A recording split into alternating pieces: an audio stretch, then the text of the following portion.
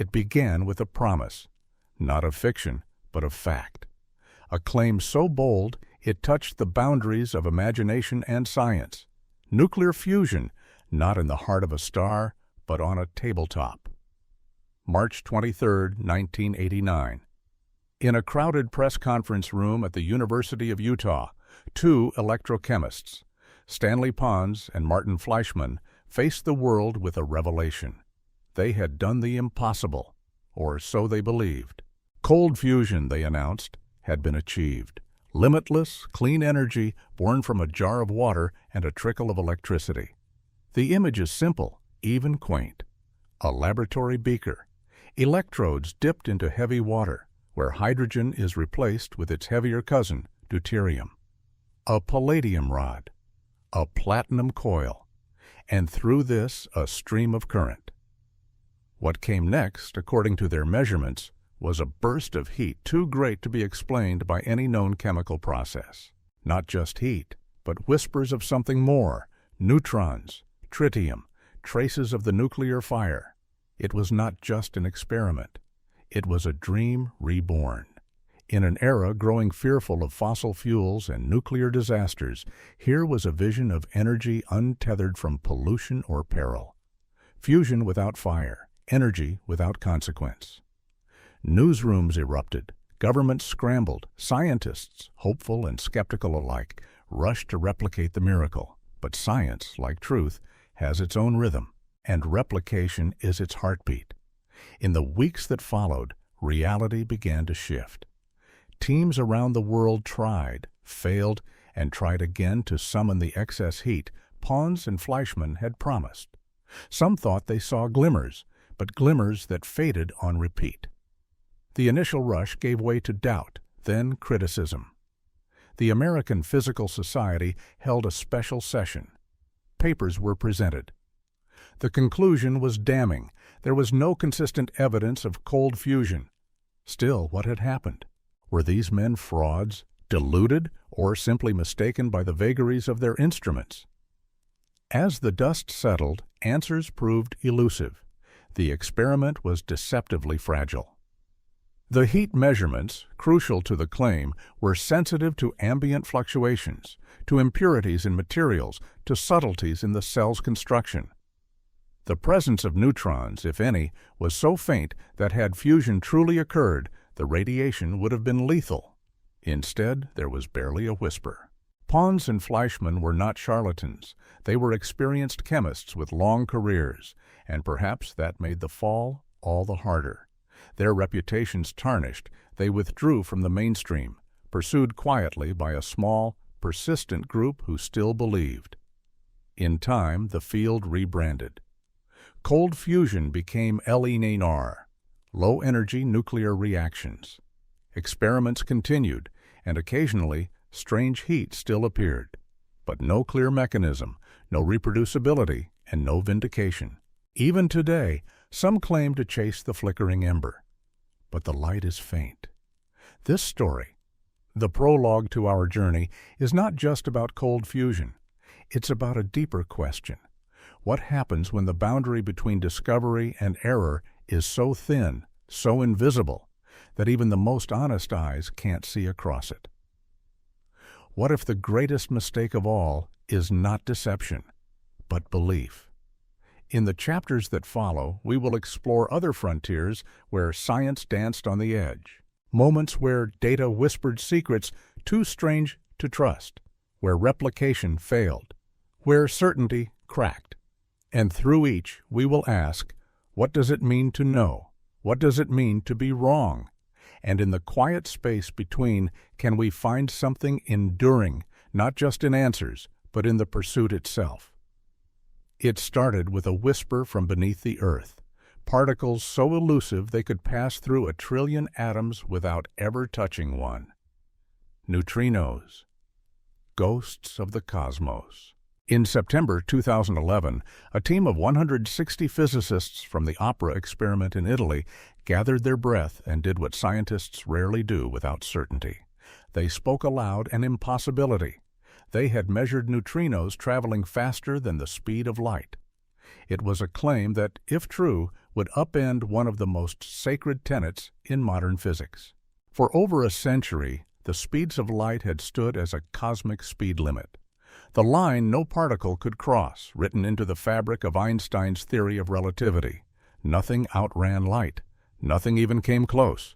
And yet, from CERN in Switzerland to a detector in Italy's Gran Sasso laboratory, beams of neutrinos seemed to arrive 60 nanoseconds earlier than light should have. A blink of time. A margin so thin you could miss it in thought. But to physicists, it was seismic. A 6 sigma result, statistically overwhelming, far beyond coincidence. Still, they did not declare a discovery. They issued a request. Help us understand. Help us find what we missed. The announcement rippled through the scientific world. Headlines screamed. The public imagined a universe unbound. Time travel, warp drives, the stuff of dreams. Inside laboratories, however, the mood was cautious, somber, not because the discovery might be false, but because it might be flawed. Scientists across the globe set out to scrutinize, to replicate, to dissect every possible source of error. And the errors were there, subtle, hidden in the invisible veins of the experiment. A fiber optic cable connecting a GPS receiver had been slightly loose. A clock oscillator, the heartbeat of the system, was ticking too fast. Each mistake, tiny on its own, had conspired to fabricate a miracle. By July 2012, after adjustments, the anomaly vanished. Neutrinos no longer outran light. They traveled, as they always had, at the universal speed limit, no faster, no slower. The opera experiment became a case study in the humility of science, a lesson not in failure, but in process. The team had done what many would not. They questioned themselves publicly. They sought correction, not applause. And yet, one haunting thought remains. What if the cable hadn't been loose? What if the clock had ticked true, but the error still hid elsewhere? Would anyone have seen through it? In an age where measurement stretches to billionths of seconds, where instruments strain against the limits of perception, truth can be fragile. Errors can masquerade as revolutions. The faster-than-light neutrino saga ended not with new physics, but with a sigh of relief. The universe, it seemed, still obeyed its rules. But for a moment, a brief electric moment, we glimpsed what it feels like to question the very speed of reality. And in that moment lies a deeper insight. That wonder doesn't always come from what is proven. Sometimes it arises from the courage to ask and to admit when the answer is no. What if life could rewrite its own blueprint? What if, beneath the salt-encrusted surface of a Californian lake, nature had broken one of its oldest rules? In December 2010, NASA summoned the world's attention. It was not a planet discovery or a telescope image this time, but a microbe, a tiny organism that, they claimed, could survive and even grow using arsenic in place of phosphorus. If true, it would change everything we thought we knew about life. The bacterium, dubbed GFAJE1, came from Mono Lake, a harsh landscape soaked in arsenic and salt. Researchers led by astrobiologist Felisa Wolf-Simon grew the microbes in laboratory dishes spiked with arsenic and deprived of phosphorus, one of the 6 elements considered essential for life, and they survived. Not only that, the team claimed, but the bacteria had incorporated arsenic into their very DNA. A molecular sleight of hand, a swap of phosphorus, which forms the backbone of DNA, with a chemical poison. To a world already dreaming of life beyond Earth, the implications were dizzying. Could life arise in environments once thought deadly? Could alien life be stranger than we dared imagine? The headlines were jubilant, but in science, excitement is never the final word. Within days, skepticism emerged. Scientists pored over the published data. Questions surfaced. The media had proclaimed a new form of life, But had the paper truly proven that arsenic was integrated into DNA? Or had it simply shown that the bacteria could survive in toxic conditions, scraping trace amounts of phosphorus from their environment?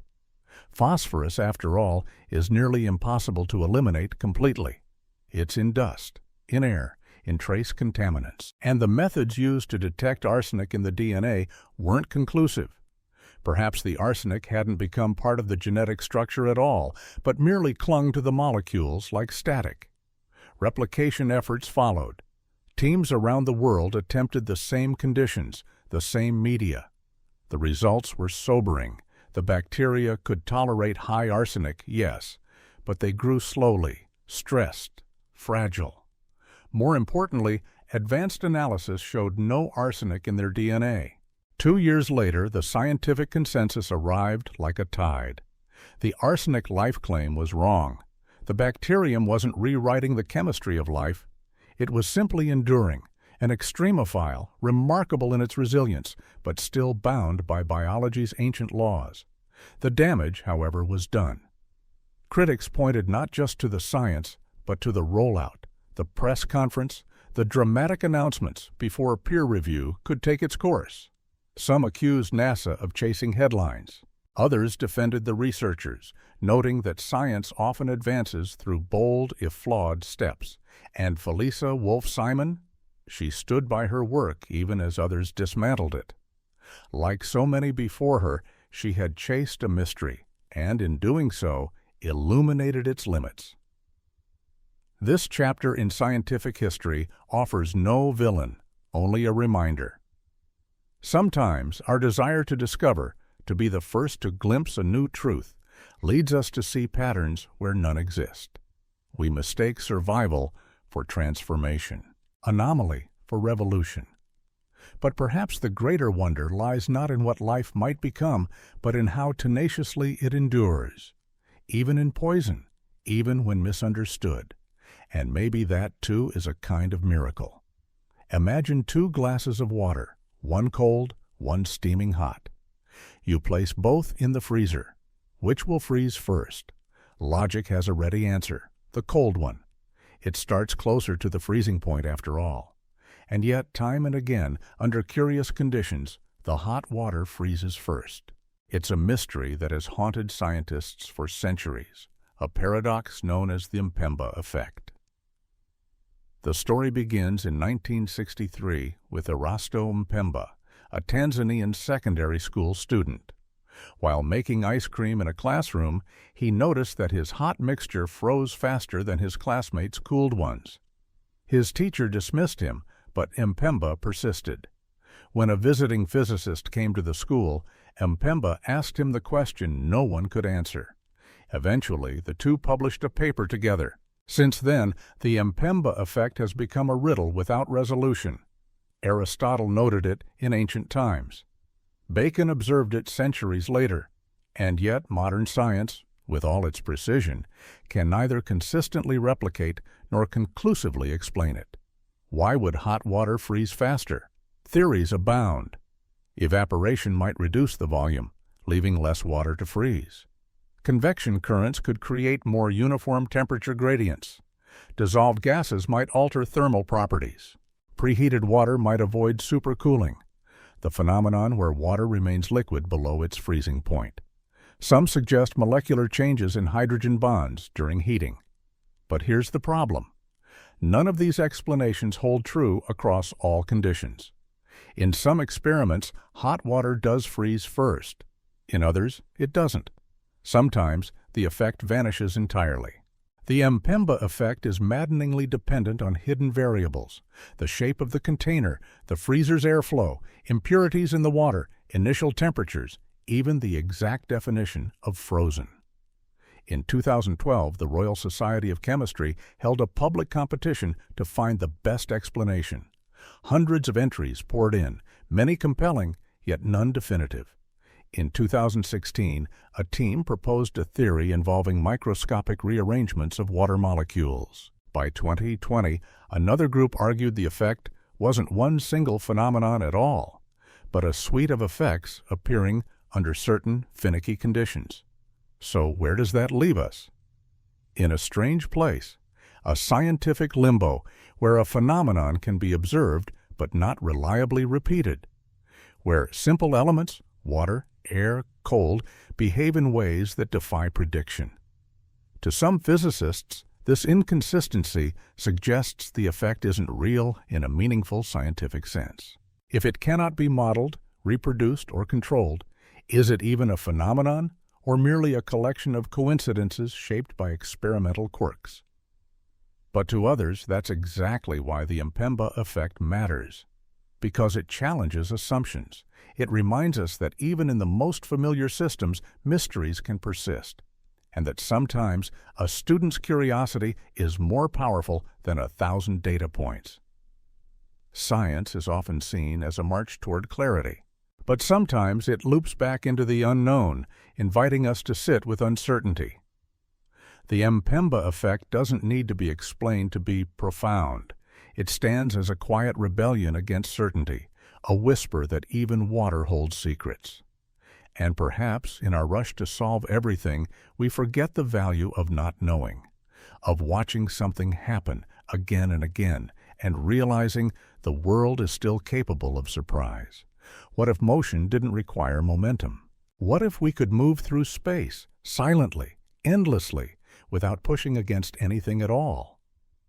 In 2001, a British aerospace engineer named Roger Scheuer unveiled a device that seemed to do just that. The M-Drive, a cone-shaped cavity that, when filled with microwaves, appeared to generate thrust with no exhaust, no propellant, no fuel, just energy, converted directly into motion. If true, it would defy Newton's third law, the foundation of all rocketry. And it would change space exploration forever. The design was deceptively simple. A metallic truncated cone, microwaves bounced inside it, and according to Scheuer, this asymmetric shape somehow produced a net force in one direction. The drive required no mass to eject, only power. A propulsion system from nowhere. The physics community was, at first, dismissive. This couldn't work. Conservation of momentum isn't just a rule, it's a cornerstone.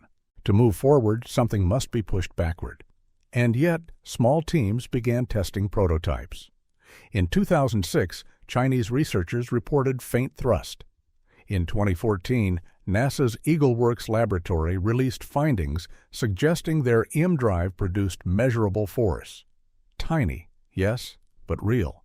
It sparked a frenzy of curiosity. Was this the dawn of a new age in propulsion? The dreams came quickly. Missions to Mars, no fuel required. Deep space probes traveling for decades. Even starships. The M-Drive became a symbol of possibility, of science daring to rewrite its own laws. But as the hype rose, so did the scrutiny. Independent teams tried to replicate the results. Some did, others didn't. The thrust was always at the very edge of detectability, swimming in a sea of noise. Some measurements showed the force pointing the wrong way. Others showed no force at all. Critics raised red flags. The apparent thrust could be an illusion, caused by thermal expansion of components, air currents in partially evacuated chambers, or electromagnetic interference. Even Earth's magnetic field could nudge the setup if cables weren't perfectly shielded. Then came the turning point. In 2018, a German team built a precision rig designed to eliminate these confounding factors. They tested both a functioning M-Drive and a dummy version with no internal cavity and found identical thrust readings. Whatever was being measured wasn't propulsion, it was artifact. By 2020, the consensus was clear.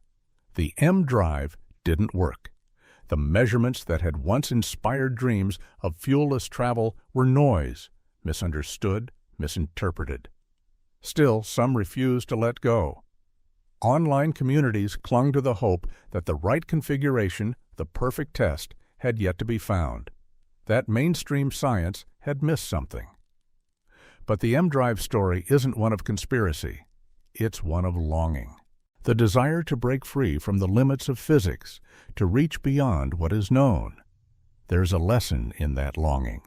Not that it's foolish, but that it must be tempered. Science advances through bold ideas, but survives through rigorous doubt. Enthusiasm must walk hand in hand with skepticism. In the end, the M drive didn't take us to the stars, but it reminded us why we reach, why we build and test and question, and why even failure can be beautiful when it's aimed at the impossible. It was water, but not as we knew it. In the 1960s, within the chill glassware of Soviet laboratories, a strange new form of water emerged, thicker, denser, with a boiling point that defied expectations. Scientists called it polywater. It began with Nikolai Fedyakin, who noticed that when water was condensed slowly in narrow quartz capillaries, its properties changed. This wasn't just a temperature effect. The liquid behaved differently. It clung more tightly. It refused to freeze when it should. It boiled late, it seemed, altered. Boris Deryagin, a prominent physicist, confirmed the results. Polywater, he claimed, was real. Not merely water with impurities, but a new polymerized state. A structure of water molecules bonded in unfamiliar chains, an exotic liquid with unknown potential. The West took notice. Laboratories in Europe and America raced to replicate the results. Some did. Reports surfaced of this anomalous liquid behaving unlike any known phase of H2O. A flurry of research followed. Polywater became the next frontier in physical chemistry. And then the fear set in. What if polywater wasn't just different, but more stable than regular water? A few theorists whispered a catastrophic possibility. If polywater touched normal water, could it trigger a chain reaction, converting oceans and lakes into this new form? Life, as we knew it, extinguished in a quiet, viscous flood. The panic was short-lived, but the fascination remained. Still, anomalies nagged at the edges. The amounts produced were minuscule, drops so small they barely sufficed for measurement. The effects were inconsistent. One lab's polywater was not another's, and when chemists pushed harder, questions deepened. By 1973, the mystery unraveled. Careful chemical analysis revealed the truth. The strange properties weren't from the water at all. They came from the walls of the capillaries. The very tubes meant to isolate the phenomenon were contaminating it, leaching silica and organic compounds into the sample. The higher viscosity? From these impurities, the altered freezing point? Explained. The entire phenomenon was an illusion, a trick played by trace chemicals on eager minds. When the truth emerged, the field collapsed. Polywater was not a new state of matter, just a contamination artifact. Papers disappeared from discussion. Research was quietly shelved. No scandal, no fraud, just a collective step back from a path that led nowhere. The polywater episode has since become a textbook case of what chemist Irving Langmuir called pathological science. It wasn't pseudoscience. It was real experimentation, real data, misread through the lens of hope and novelty. There were signs. The effects occurred at the edge of detectability. Results varied wildly. Replication was elusive. And yet, the scientific community followed. Not blindly, but optimistically. Why? Because the idea was beautiful. Water, the most familiar of substances, still held secrets. The thought that something so common could turn strange, it enchanted the imagination. And perhaps that's the lesson. Science is not just about answers. It is about wonder. And sometimes wonder leads us astray. But even in missteps, there is value. Polywater reminded us that nature is subtle, that instruments can deceive, that we must question again and again. And maybe, just maybe, that's what keeps the search honest. What if memories weren't just written in neurons, but could be swallowed, digested, absorbed? In the 1960s, a series of experiments hinted at something almost mythic. The possibility of transferring memory from one creature to another through RNA, the molecule best known as a messenger for genetic instructions. The setting was humble: flatworms or planaria, tiny invertebrates known for their uncanny ability to regenerate. Psychologist James McConnell trained these worms to associate light with an electric shock. Over time, they learned to twist and writhe at the appearance of light alone. A learned response, a simple memory. Then came the twist. McConnell cut the trained worms into pieces. The fragments regrew into full worms. Strangely, the new creatures still exhibited the same aversion, as if the memory had survived decapitation. Even more astonishing, when untrained worms were fed the remains of the trained ones, they too seemed to react to the light. It was as though memory had passed through the gut. The scientific community reacted with fascination and skepticism. Some researchers replicated the results, others couldn't. The phenomenon was temperamental, hard to quantify, and wrapped in subjective interpretation. But the allure was powerful. If memories could be encoded chemically, if RNA held the imprint of experience, then the implications were enormous. Could learning be transferred? Could knowledge be consumed? By the early 1970s, hundreds of papers explored this idea, but cracks in the theory deepened. The worm's behavior was difficult to measure with consistency. Were they truly learning or simply reacting? Was the regeneration effect neural or just heightened sensitivity from stress? McConnell became a polarizing figure, visionary to some, reckless to others. His publication, The Worm Runner's Digest, blurred the line between science and satire, raising eyebrows among peers. Still, the memory transfer idea refused to die. But science moved on. As neuroscience matured, it became clear that memory resides in the complex architecture of neural networks, not in isolated molecules. RNA plays crucial roles in gene regulation and cellular function, but not as a vessel of memory. Later experiments failed to provide consistent evidence of memory transfer. Some positive findings were chalked up to experimental bias, confirmation effects, or poor controls. The heterogeneity of results, sometimes memory seemed to transfer through regeneration, other times only through feeding, undermined confidence in the entire hypothesis.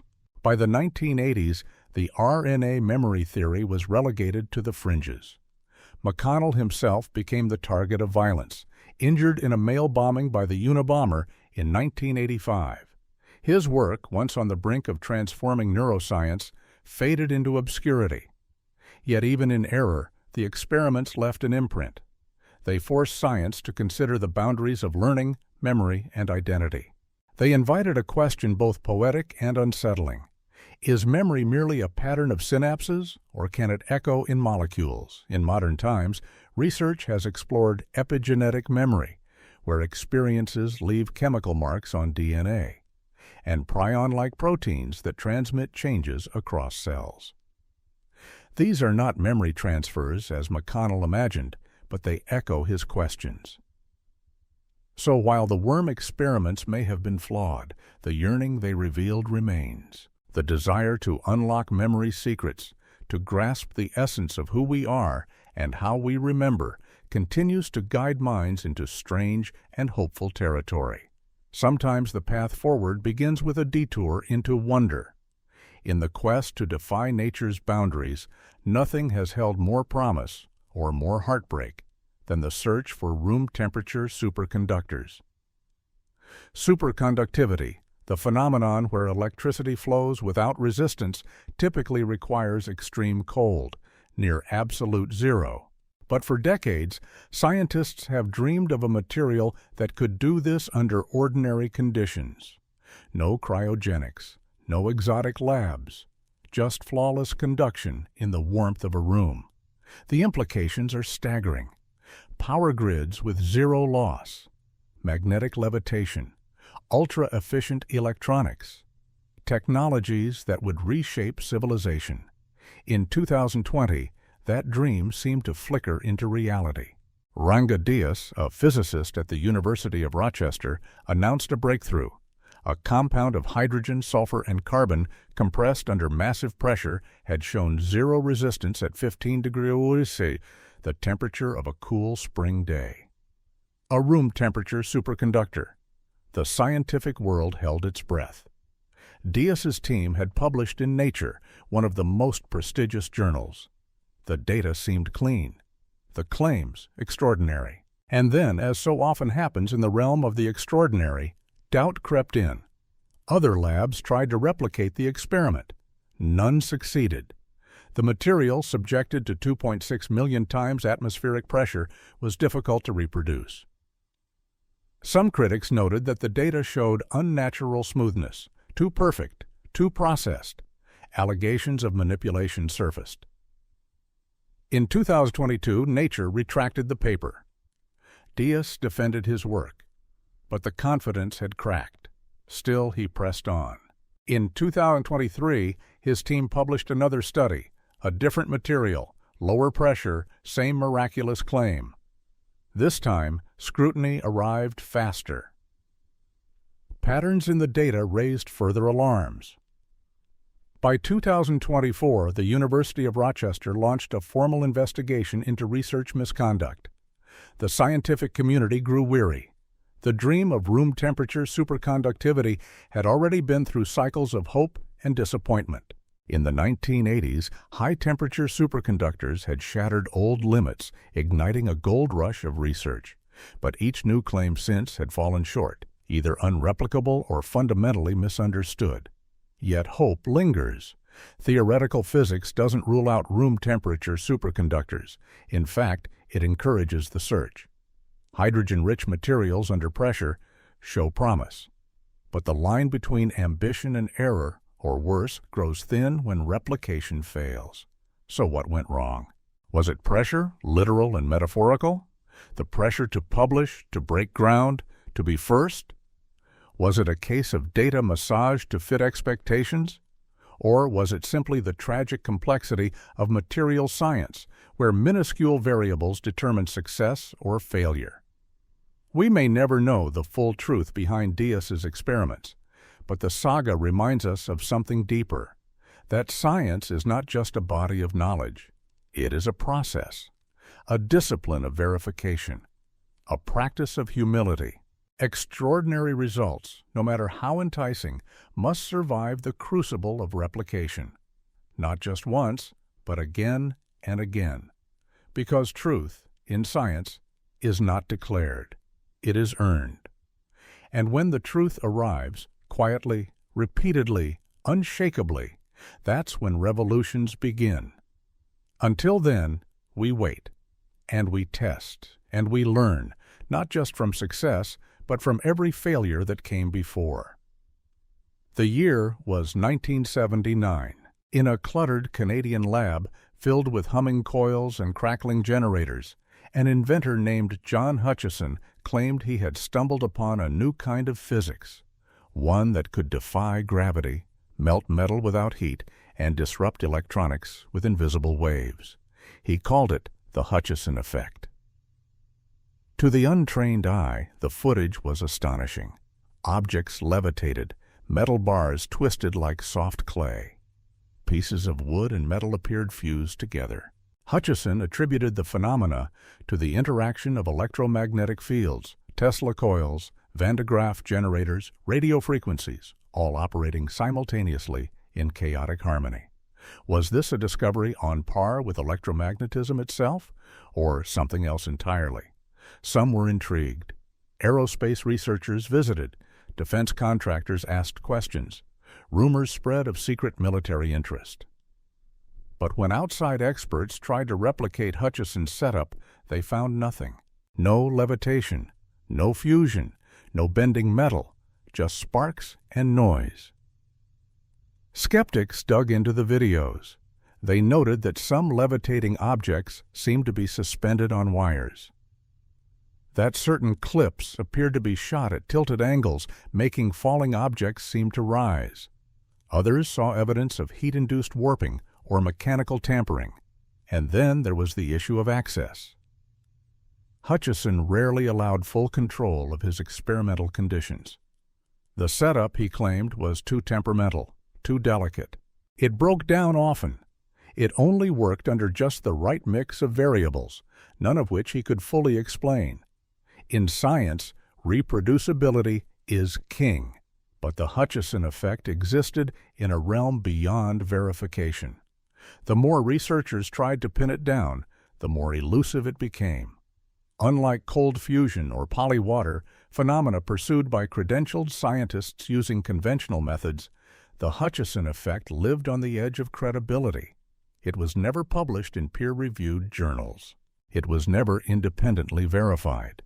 And yet it captured imaginations. Even as the mainstream physics community dismissed it, believers persisted. Online forums buzzed.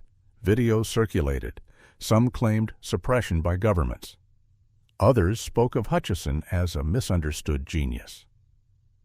But behind the spectacle, a deeper pattern emerged: the anatomy of pseudoscience, a lack of clear methodology, an unwillingness to share data, claims that only one person could reproduce the effect, and most critically, a resistance to falsifiability, the idea that a theory must be testable and therefore disprovable. And yet it's worth asking, why did so many people want to believe? Because the Hutchison effect promised something radical. It suggested we could break free from physical constraints, that gravity might be optional, that energy could be summoned from nowhere. It fed the human hunger for wonder and for control over nature's boundaries. In that sense, it wasn't just science that drew people in. It was myth. The Hutchison effect remains, not as a scientific breakthrough, but as a cautionary tale of how easy it is to mistake spectacle for substance, of how charisma and curiosity can blur the line between innovation and illusion. But more than that, it reminds us of the deep yearning behind all scientific pursuit, the desire to see something new, something impossible, and make it real, even when it isn't. It began as a whisper from deep space. In the 1970s, two spacecraft, Pioneer 10 and Pioneer 11, set off on bold journeys to the outer solar system. They were marvels of their time, the first to traverse the asteroid belt, the first to glimpse Jupiter and Saturn up close. But long after their primary missions ended, the pioneers kept going, drifting silently into the black. And then, something strange happened. Engineers tracking their trajectories noticed a tiny deviation.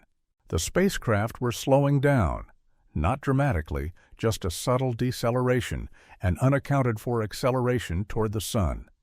It wasn't noise, it wasn't a glitch. The effect was consistent across both probes, measured through precise radio Doppler tracking. The anomaly was small, about 8.74 10 to the 10 immortal 2, but it was persistent. Year after year, the spacecraft deviated from their predicted paths.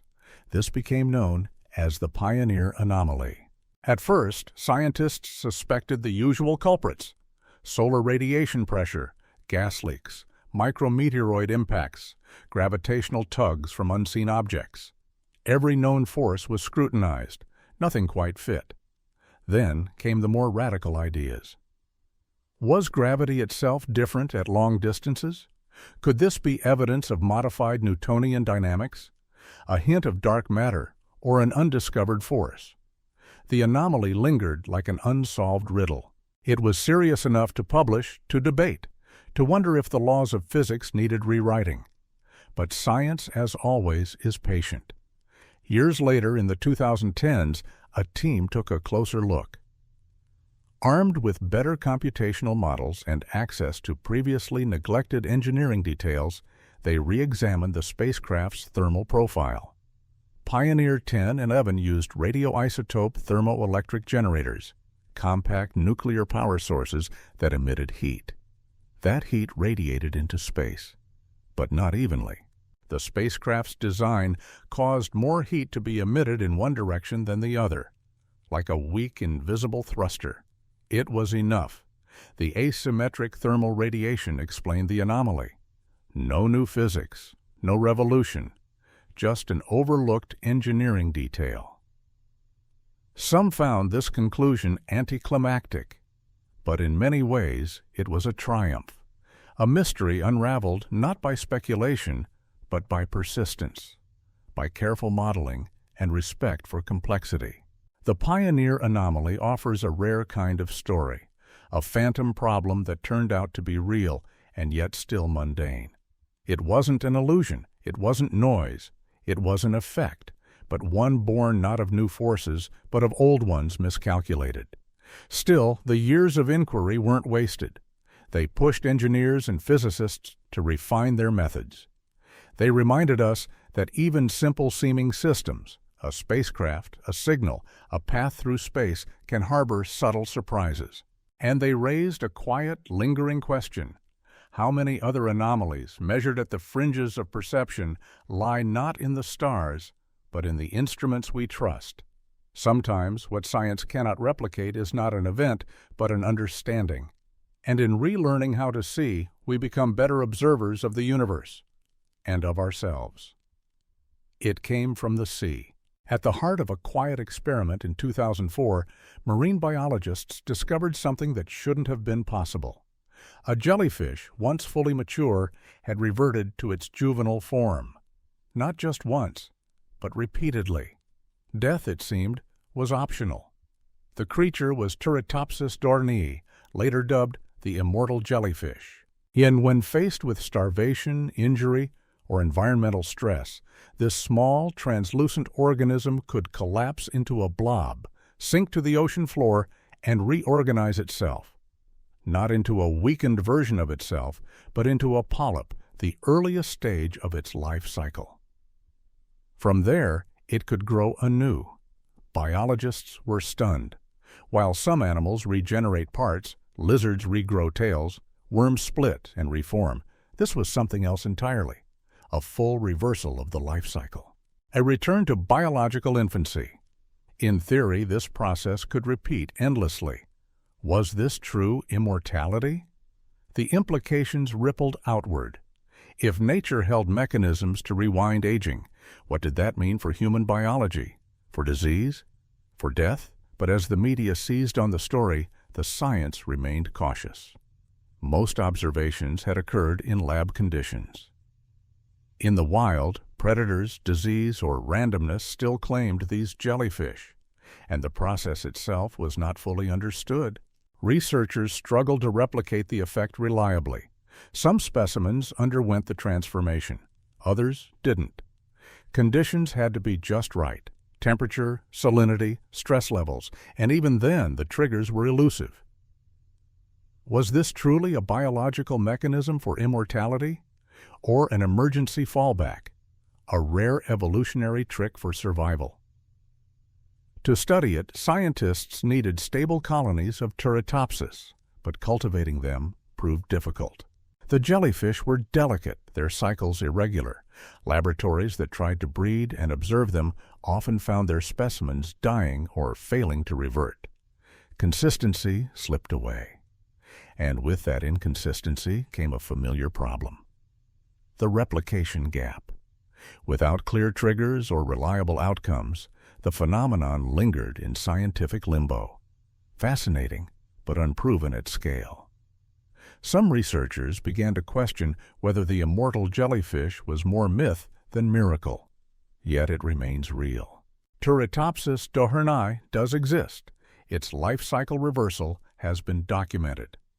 The challenge lies not in confirming that it can happen, but in understanding when, how, and why.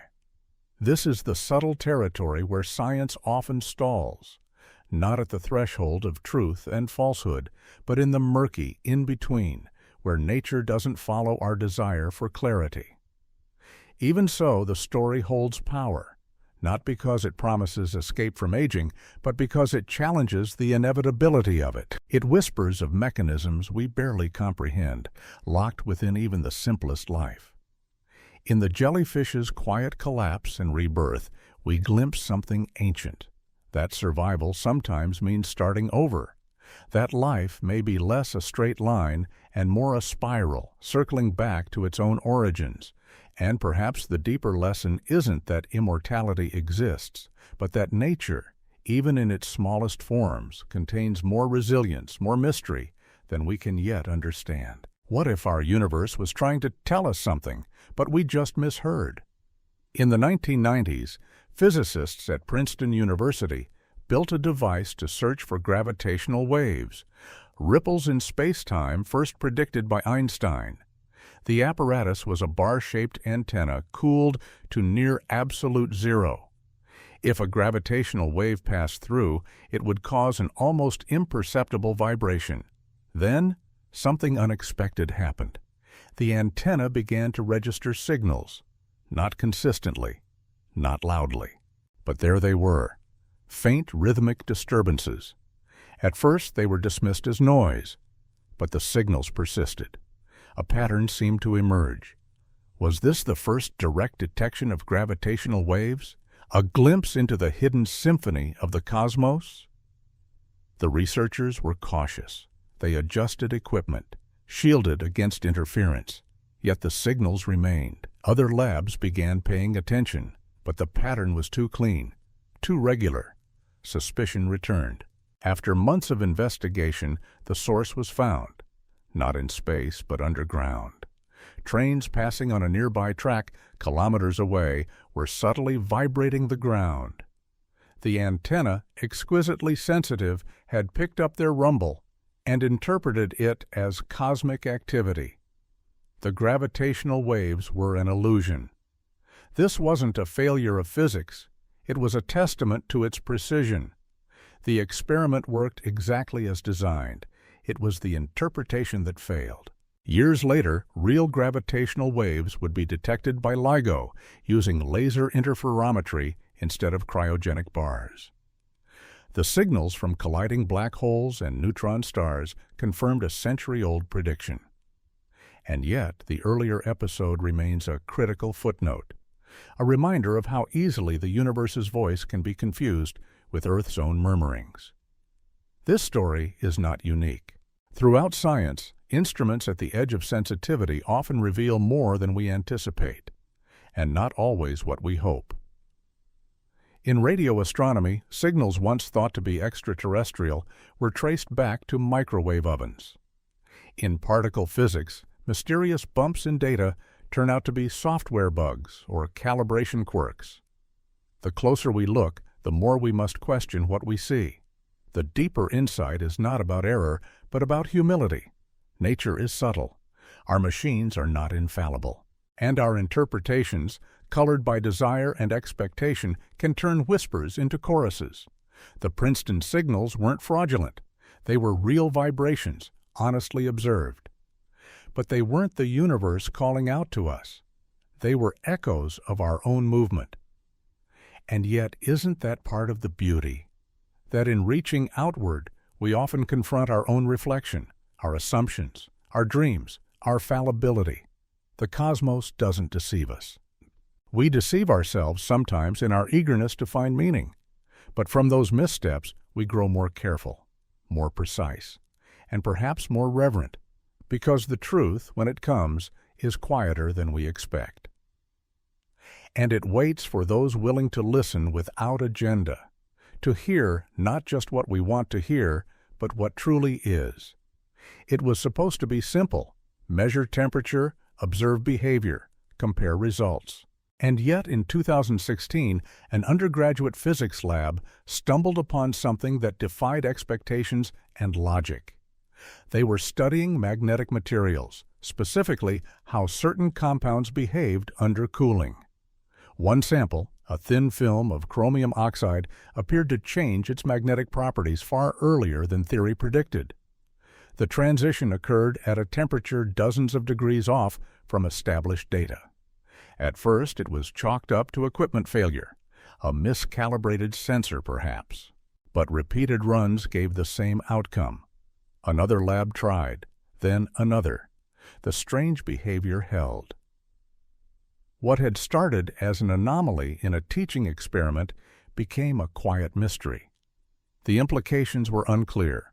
This wasn't a new law of nature, but it hinted at unknown factors in material science, hidden variables in film thickness, substrate interaction, or even quantum behavior at the nanoscale. And that was the problem. It wasn't replicable in all contexts. Some labs saw the effect. Others didn't. The phenomenon became a ghost, visible only under certain lighting, never fully within reach. It echoed earlier frustrations in science, effects that dance at the edge of observability, swayed by environmental subtleties no one fully controls. Like the Mpemba effect, like cold fusion, like so many claims lost between precision and perception. In this case, the community remained cautious. There were no press conferences, no grand announcements. Just a handful of papers, a few murmurs in conferences, and then silence. Perhaps it was an overlooked impurity. Perhaps an interaction with the test rig itself. Or perhaps, as some quietly wondered, a glimpse of physics not yet understood. But lacking consistency, it faded from view. Not discredited, not disproven, just forgotten. This is a kind of scientific death we rarely acknowledge. Not dramatic, not scandalous, just slow evaporation into irrelevance. Yet there's meaning even in these vanishing points. They remind us that the scientific process is not a straight line. It zigzags, it loops, it doubles back. Some discoveries shout, others whisper, and some never quite speak at all. But all of them, even the ones that dissolve into uncertainty, push the boundary of what we think we know. In that forgotten experiment, in a university lab lit by fluorescent bulbs and humming with quiet ambition, there was a moment, brief, ambiguous, when the universe offered a puzzle. And even if we never solve it, the act of noticing matters. Because discovery isn't always about the answers we find. Sometimes it's about recognizing that questions still exist. What binds all these stories together, the cold fusion cells, the speeding neutrinos, the jellyfish that forget how to die, is not failure, but a strange kind of faith. Faith that the universe still has secrets, that our tools, fallible as they are, might one day catch something astonishing, that behind the curtain of replication and review there might yet be a flicker of wonder we haven't named.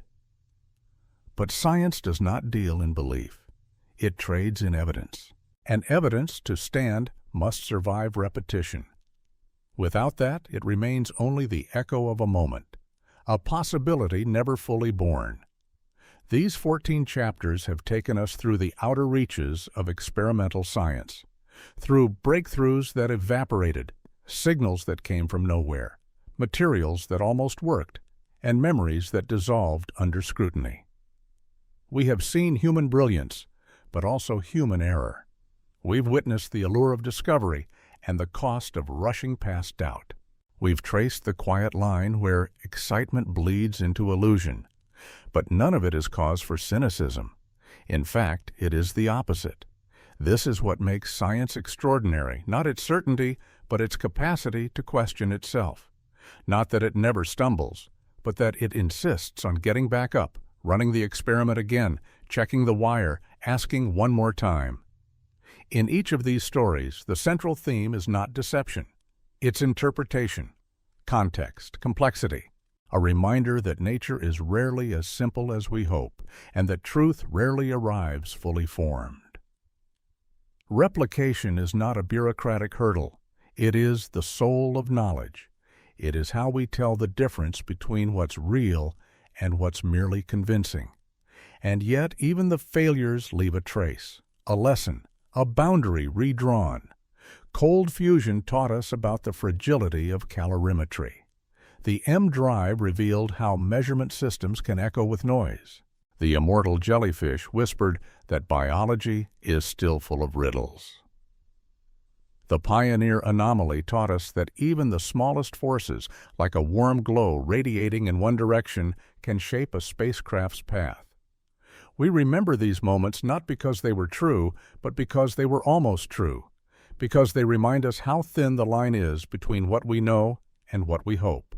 As we move forward, as new discoveries are announced, new claims made, we would do well to remember these stories, not to scoff, not to reject, but to ask better questions, to seek better answers, to remain open but grounded.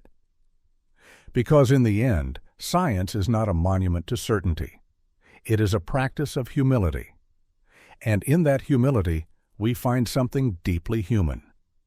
A willingness to be wrong, a longing to understand, and above all, a quiet, enduring belief that truth, however elusive, is worth chasing, even if it takes 1,000 experiments that never quite work. Even if it means starting over, again and again.